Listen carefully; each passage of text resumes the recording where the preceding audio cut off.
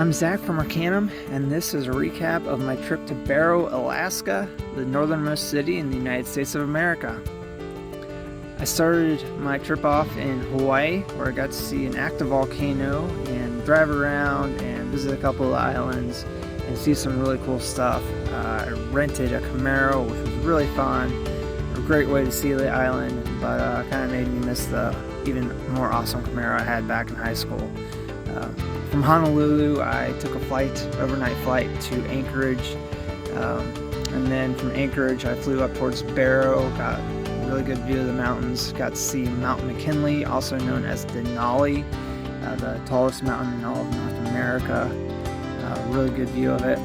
When we tried to land in Barrow, it was too foggy, so we had to abort the landing and fly about an hour west to another small airport where we refueled and tried again back in Barrow. And thankfully the fog had lifted, but I missed my tour that I was supposed to go on up to the Arctic Ocean. Thankfully I met this really awesome family that was all supposed to be on the same tour. Together, thanks to their help, I was able to get on another tour with some locals that was even better. We got to actually drive up to the northernmost part of the peninsula, and that was really awesome. Local guide, amazing time, and here he is telling us a little bit about what they do. All up here, this is a real active area. Whenever there's the ice is around, or whenever the ice is too far out too, they come back right to shore. They'll be making their way into the point. And if you look at these areas, all these markers right here, this whole area right here, it's also a grave site. Our people have been up here for thousands of years, and these are shallow graves.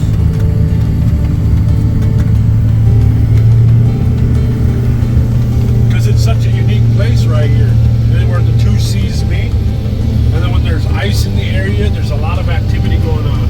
There's a lot of bear activity, seals, ring seals are all over the place around here. And, I mean, there's fish in the area, and then all in the springtime, summertime, we get migratory birds. They're always in the area. Like there's hundreds or even thousands of Arctic terns right over here. Oh, wow. He's in the water swimming. You can see him. Oh wow. Is that two of them? Yeah, I think there's two of them. Two?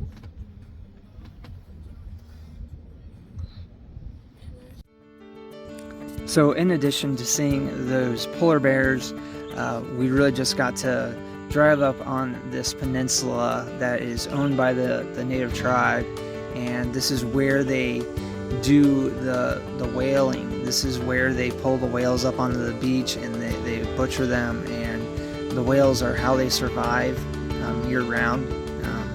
That's really a big part of their culture, having a local guide who has spent his entire life actually being a part of that culture, and he's harpooned plenty of whales himself. So that was really cool, getting to learn about the culture and stand on the northernmost point of land in the United States of America. So that was kind of why I went up there, to go up to the northernmost spot, and that was really awesome.